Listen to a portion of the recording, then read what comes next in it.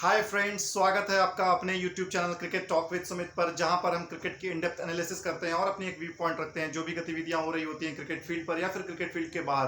तो जैसा कि आज से आपको पता है कि एशिया कप शुरू हो चुका है और धमाकेदार शुरुआत हुई है अफगानिस्तान क्रिकेट बोर्ड के हवाले से। उन्होंने श्रीलंका को 8 विकेट से हरा दिया है, मतलब हराया क्या है, रौंद दिया है। और ये जीत अफगानिस्तान की तो हुई है, पर इसके साथ साथ उन्होंने एक स्टेटमेंट भी जाहिर कर दिया है कि हमको हल्के में ना लिया जाए और हमें ज़्यादा से ज़्यादा मैच खेलने का मौका मिले, जिससे हम और भी डे बाय डे इम्प्रूव करते रहें। मतलब टोटल डोमिनेंस उन्होंने हासिल किया है। टॉस जीता, आपके कप्तान मोहम्मद नबी ने टॉस जीतने के बाद उन्होंने बॉलिंग का फैसला लिया और आमंत्रण दिया श्रीलंकन टीम को कि आप आइए और यहाँ पे स्कोर करिए, हम आपको चेस करके दिखाएंगे, चाहे जितना भी चेज हो। तो एक बेंचमार्क या फिर जैसा कि एक ट्रेंड चला आ रहा है यूएई में कि टॉस जीतिए, फर्स्ट बॉलिंग करिए और चेस करके मैच को आसानी से जीत लीजिए, वही ट्रेंड हुआ है। लेकिन श्रीलंका के साथ ऐसा हुआ क्या, और ये श्रीलंका की टीम के साथ मतलब इतनी खौफनाक चीज कैसे हुई? क्यों श्रीलंका के साथ आज का दिन बिल्कुल भी कोई भी चीज पे सही फैसला नहीं हुआ। टॉस हारने से लेकर के मैच खत्म होने तक कोई भी उनका फैसला या कोई भी उनका डिसीजन सही साबित नहीं हो पाया।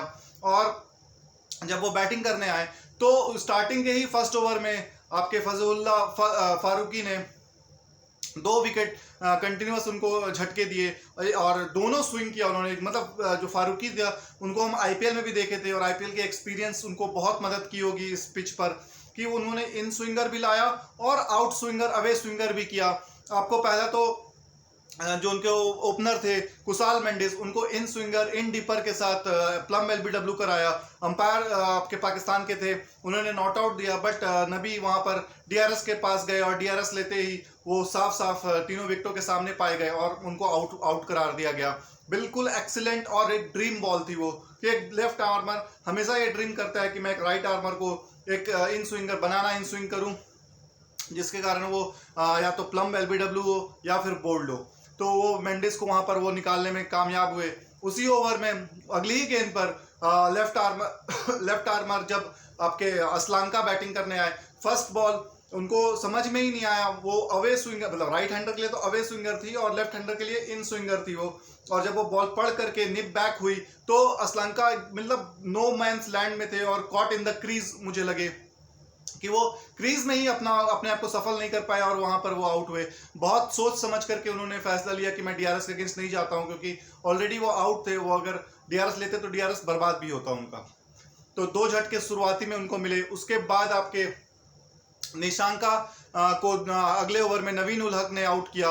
मतलब उनको समझ में ही नहीं आया कि मैं आउट हूं कि नॉट आउट हूं। लास्ट मोमेंट पे 2 या 3 सेकंड बचे थे, तब वो डीआरएस पे के पास गए। डीआरएस ने भी दिखाया कि हल्का सा एक माइनर टिंज हुआ है, आपके जो थ्रेड लाइन जाती है, और उसके वेज पे आपको अंपायर ने, ऑन फील्ड अंपायर ने आउट दिया था उसको, आपके रवि ने, सॉरी अनिल चौधरी ने। और उसके बाद थर्ड अंपायर ने भी वही फैसला लिया कि वो आउट करार दिए गए। इसके बाद श्रीलंका बिल्कुल भी मतलब डाउन एंड आउट नजर आ रही थी।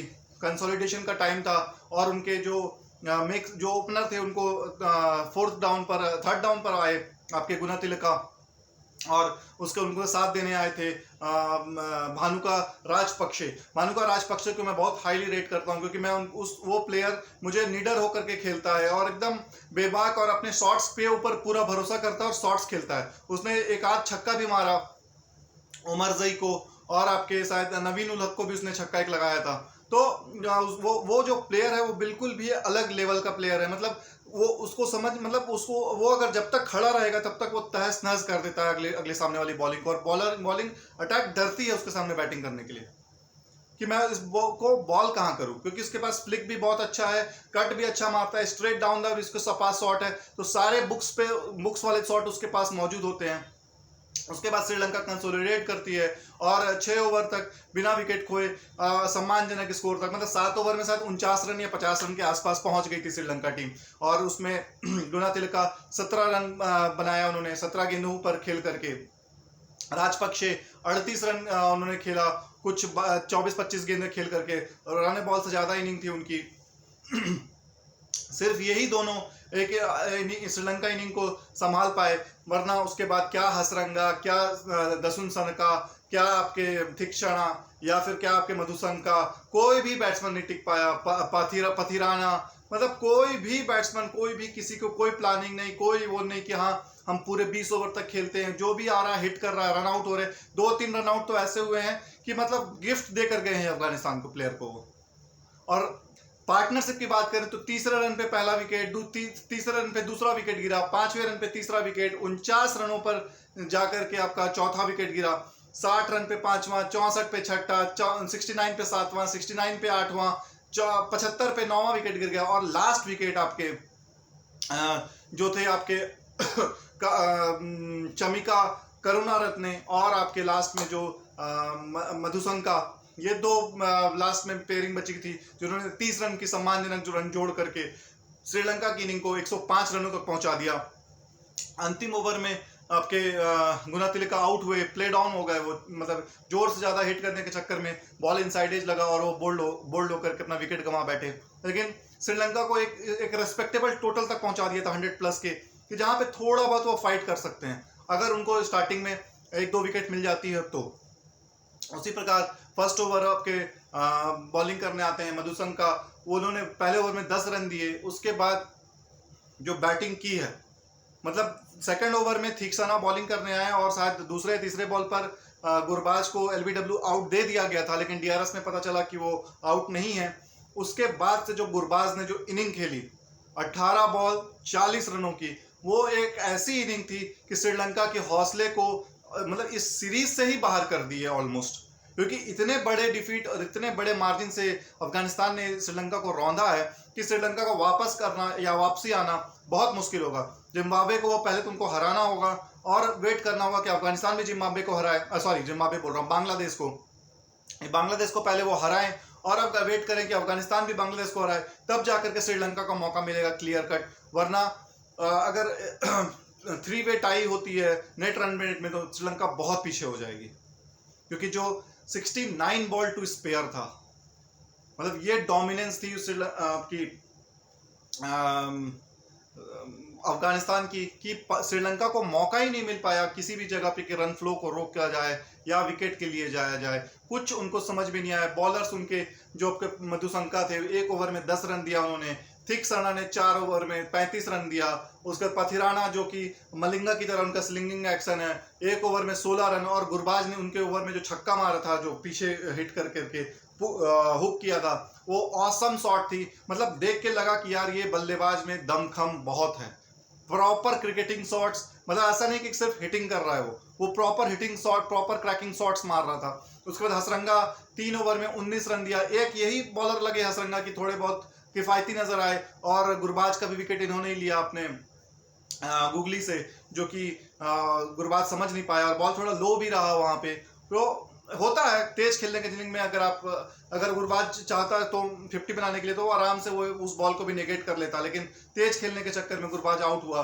उसके बाद करुणारत्ने ने 1 ओवर में 20 रन उन्होंने दिया, और लास्ट में असलंका ने 1 बॉल किया और 1 रन उन्होंने हिट किया। तो टोटल आपके 4, 1, 5, 5, 1, 6, 6, 3, 9, 10, 10.1 ओवर में ये मैच 105 रन उन्होंने 107 रन उन्होंने बनाए, और टोटल उन्होंने मतलब 59 बॉल की मार्जिन स्पेयर रहते हुए ये मैच अफगानिस्तान जीत गया।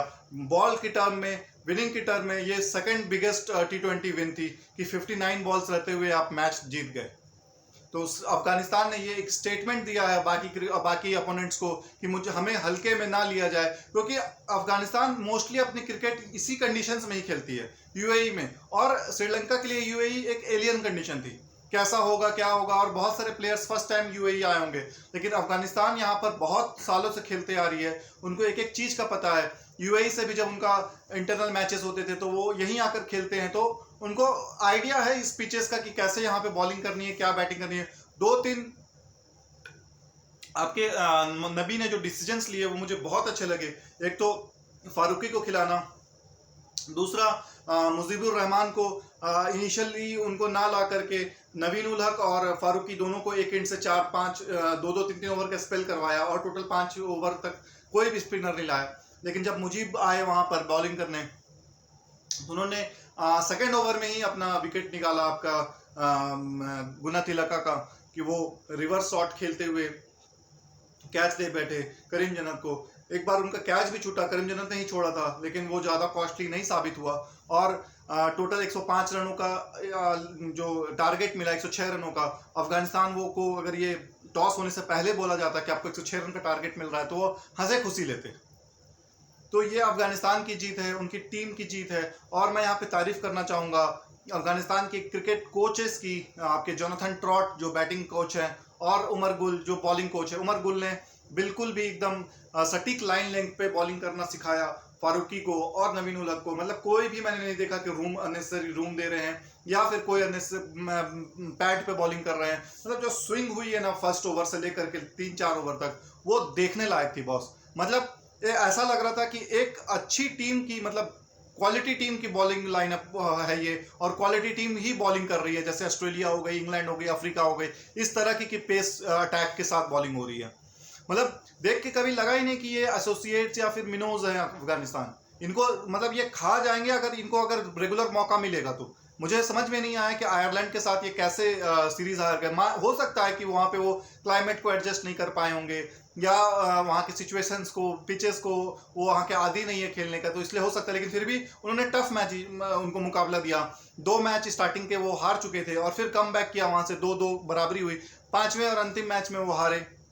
लेकिन अफगानिस्तान ने यहाँ पे श्रीलंका को हरा करके एक सनसनीखेज माहौल क्रिएट किया है ओपनिंग मैच पे ही, पहले ही मैच में। ये मैं अपसेट नहीं बोलूंगा, लेकिन अफगानिस्तान की जो रेगुलर जो उनकी मेहनत है वो यहाँ पे रंग नजर आई, और श्रीलंका क्रिकेट को यहाँ पे मजबूर कर दिया है कि कुछ उनको चेंजेस करने होंगे। मैं आज का जो पहला वीडियो बनाया था उसमें मैंने यही डाला था कि श्रीलंका को किस स्ट्रैटेजी और किस बॉलिंग और बैटिंग के अटैक के साथ जाना चाहिए। लेकिन उन्होंने बहुत सारे चीजेस किए।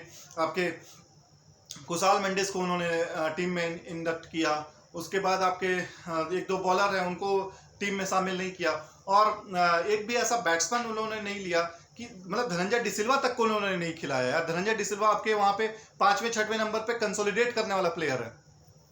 अगर आप धनंजय डिसिल्वा के साथ नहीं जाते हो यार, तो धनंजय डिसिल्वा को आपको लेना पड़ेगा यार, क्योंकि वो आपको हर जगह हिटिंग वाले बैट्समैन नहीं चाहिए। आपको एक ऐसा बैट्समैन भी चाहिए जो कंसोलिडेट करके खेल सके। मैं इसीलिए T20 में विराट कोहली को रेट करता हूं, क्योंकि वो कंसोलिडेट कर सकता है। आप हर जगह हिटिंग जाएंगे तो या तो आप 150, या तो आप 250 से 200 पहुंचेंगे, या तो फिर आप 70-80 पे या फिर 100 रन पे अंदर आप आउट हो जाएंगे।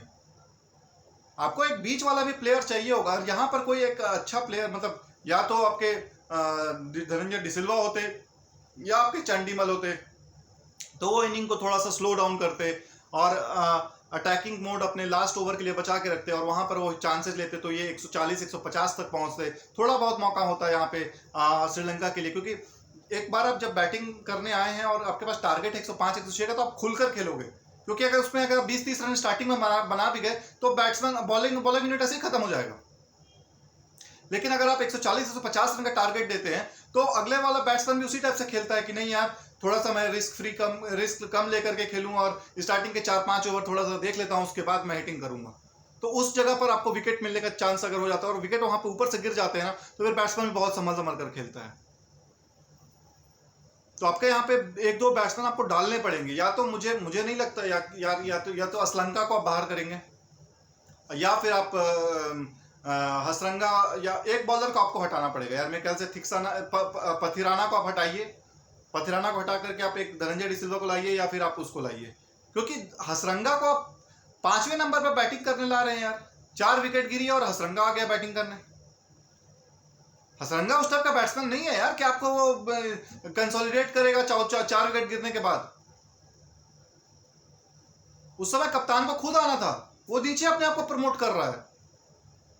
कप्तान को लीडिंग फ्रॉम द फ्रंट आना पड़ेगा बॉस, कि यहां से मैं अब स्टेबिलिटी कर रहा हूं कि भाई राजपक्षे, मैं यहां पे आपको अगले इनिंग से विकेट गिरने नहीं दूंगा, आप अपनी अटैकिंग क्रिकेट खेलो।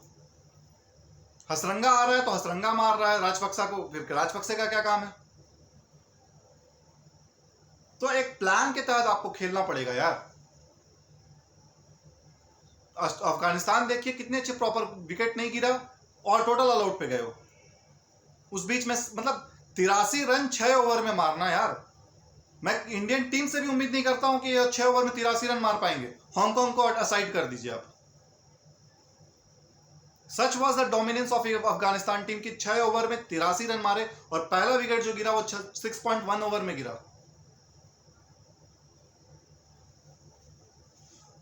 तो अफगानिस्तान टीम की यहां पर बहुत ही ब्रिलियंट परफॉर्मेंस थी। टोटली एकदम नेस्तनाबूद कर दिया, लिटा दिया, सुला दिया श्रीलंकन क्रिकेट को और उनको सोचने पे विवश कर दिया। मतलब श्रीलंका आज का दिन ये है ना, वो चाहेगी कि जितने जल्द से जल्द हम इस दिन को भूल सके। मेमोरी एकदम इरेज कर रही है। ये वो वाला दिन था श्रीलंका के लिए, जहां पर उनके लिए कुछ भी सही नहीं हुआ। टॉस हारने से लेकर के मैच के खत्म होने तक कोई भी ऐसा प्लेयर नहीं था जो देख के लग रहा था कि हाँ ये जिता सकता है या फिर ये कुछ ऐसा है जो कि अलग कर रहा है। तो यहां पर आपको जैसे जैसे अब श्रीलंका को एक ही मौका है, आपको बांग्लादेश के साथ खेलना है और अच्छे कंफर्टेबल मार्जिन से हराना होगा। उसके बाद आप वेट करो कि बांग्लादेश और अफगानिस्तान का मैच में अगर अफगानिस्तान हारता है तो उसका रन रेट इतना कम हो कि वो आपका रन रेट उससे ज़्यादा हो, या फिर अगर बांग्लादेश अगर हार जाती है तो फिर वो टोटली आउट ही हो जाएगी। मतलब ये पूरा ओपन कर दिया है ये टूर्नामेंट को अपने ग्रुप को अफगानिस्तान ने। अफगानिस्तान के पास अब बहुत ही क्लियर कट मौका है दूसरे राउंड के क्वालिफाई करने के लिए। या तो इतने कम रन से हारो या दूसरा बांग्लादेश को हरा दो। कम रन से हारोगे श्रीलंका नॉकआउट हो जाएगी और अगर बांग्लादेश को हरा देते हो तो फिर बांग्लादेश ही नॉकआउट हो जाएगी। लेकिन श्रीलंका को हर हाल में अगला मैच जीतना है और बड़े मार्जिन से जीतना है। अगर वहां श्रीलंका हारती है तो फिर तो मैच ही खत्म है और श्रीलंका और आपके बांग्लादेश और अफगानिस्तान दोनों क्वालिफाई कर जाएगी। तो कल का भी मैच बहुत धमाकेदार होने वाला है और मैं उम्मीद करता हूं कि ऐसा ना हो कि टॉस जीतो और मैच जीतो, कड़ा मुकाबला देखने को मिले। यही क्रिकेट फेटर्निटी चाहती है। और आज बहुत सारे न्यूज़ आए, आपके बाबर आजम ने प्रेस कॉन्फ्रेंस किया और बाबर आजम ने टीम के लिए मोटिवेशनल वर्ड्स बोले कि जो पहला बार आपने T20 वर्ल्ड कप में जो हम कारनामा किए थे उसको सोचिए और जो आप यहाँ पर कर रहे हो, जो आप नेट प्रैक्टिस पे करते हो वही आपको मैच पे करना है। मतलब whatever you have plan you have to execute it. तो आप वहां पर ऐसा नहीं हो कि आपने जो यहाँ पे प्लान कर रहे हैं और मैदान पर आप दूसरा चीज करोगे तो आपको अच्छा रिजल्ट मिलेगा। रिजल्ट के बारे में आप बिल्कुल मत सोचिए, आप बस परफॉर्मेंस पे देखिए और अपने जो प्रोसेस है उस पे जाइए। तो एक अच्छा जेस्टर शो किया बाबर आजम ने, टीम का मोराल। अब यहाँ पे प्रैक्टिस कुछ काम नहीं आएगी। अब सीधा है कि जो इंसान अपने आप को एकदम कूल काम कंपोज रखेगा और मैच से पहले अपने आप का कोई भी नर्व्स नहीं शो करेगा। मतलब ये जो गेम है ना, नर्व्स ऑफ स्टील जिसके पास होगी वो ये मैच अब यहाँ से निकाल सकता है।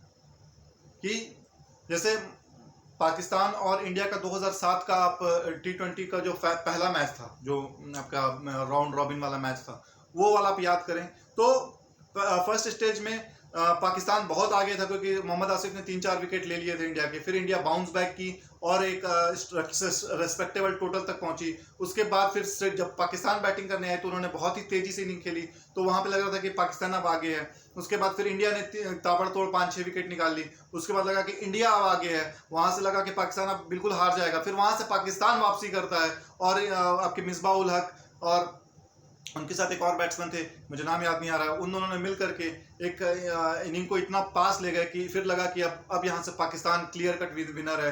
लेकिन फिर वहाँ पर कैप्टन एम एस धोनी ने अपना जो स्टील ऑफ नर्व्स मैं बोलता हूँ उसको शो किया और वहाँ पर बॉलिंग फील्डिंग को पूरा क्लोज इन कराया। और शायद बॉलिंग उस समय श्रीशांत कर रहे थे और उनसे बॉलिंग बहुत अच्छी बॉल गिरी और हिट करने से बच गए। और ऐसा एक सिचुएशन आया कि अब लास्ट बॉल थी और वहाँ पर पाकिस्तान को 1 रन जीतने के लिए चाहिए था। तो वो जो मिसबाह उल हक थे उन्होंने सीधा मतलब पुल करने की कोशिश की, बैट के इनसाइड एज लगा और सामने आपके मिड ऑन के पास बॉल गया और वहाँ से युवराज सिंह ने थ्रो किया और वो रन आउट हो गए और यहाँ पर मैच टाई हुआ।